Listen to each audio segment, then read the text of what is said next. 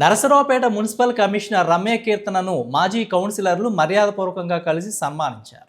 Municipal ఎన్నికలు జరగకపోవడంతో 15th finance నిధులు, ప్రభుత్వ గ్రాంట్లు మున్సిపాలిటీకి అందడం లేదని కమిషనర్ దృష్టికి తీసుకెళ్లారు. త్వరలోనే మున్సిపల్ ఎన్నికలు నిర్వహించేలా ప్రభుత్వానికి తగు సూచనలు ఇవ్వాలని వినతి పత్రం అందజేశారు. మున్సిపాలిటీ పుట్టిన తర్వాత మన నరసరావుపేట మున్సిపల్ కమిషనర్గా మహిళ రావటం ఇదే ప్రథమం కాబట్టి మా యొక్క ఎక్స్ కౌన్సిలర్స్ అందరూ కూడా కలిసి ఆమెకి శుభాకాంక్షలు తెలియజేయడానికి వచ్చాము.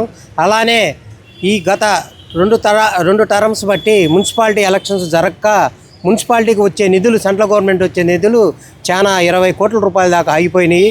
ఏదైనా లోకల్ బాడీ ఎలక్షన్ ఉంటేనే మున్సిపాలిటీ కూడా అభివృద్ధి చెందింది, పారిశుద్ధ్యం కానీ ఏదైనా సరే అటువంటి జరుగుతాయి. మేడం, మీరు కూడా ఏదైనా అవకాశం ఉంటే గవర్నమెంట్కి కూడా తొందరగా ఎలక్షన్స్ పెట్టాలని అవకాశం ఉంటే దృష్టికి తీసుకెళ్ళండి అని తెలియజేయటం అనేది.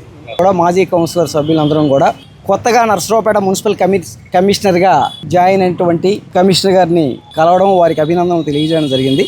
అలాగే గత 2 దఫాల నుండి నరసరావుపేటలో మున్సిపల్ ఎలక్షన్స్ జరగకపోవడం వలన గత 2019 కానీ 2024 కానీ జరగాల్సినటువంటి పరిస్థితిలో జరగకపోవడం వలన నరసరావుపేట మున్సిపాలిటీకి రావాల్సినటువంటి 15th ఫైనాన్స్ నిధులు కానీ అలాగే గవర్నమెంట్ నిధులు కానీ కొన్ని ఆగిపోవడం జరిగింది, దాదాపు 20 కోట్ల దాకా. దీని ద్వారా నరసరావుపేట పట్టణం అభివృద్ధి కుంటుపడుతుంది.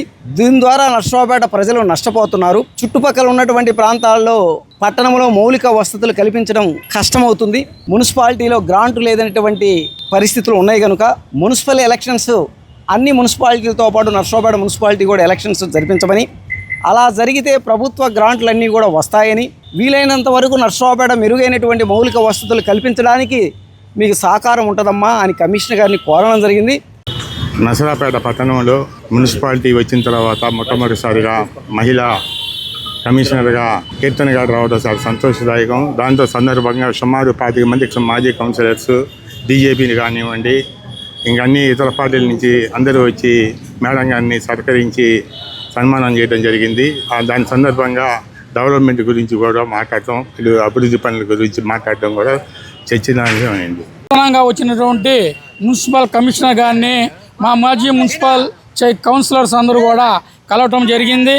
అంతేకాకుండా నరసరావుపేటలో ఉన్న 34 వార్డులలో పరిస్థితి బాగలేదని, చెత్తా చెదారంతో వార్డులన్నీ నిండిపోయి ఉన్నాయని, మీరు వాటిని పరిశీలించి ఒక తాటి మీద తీసుకొస్తారని చెప్పి మనవి చేస్తూ ఒక మెమోరాండం ఇవ్వడం జరిగింది.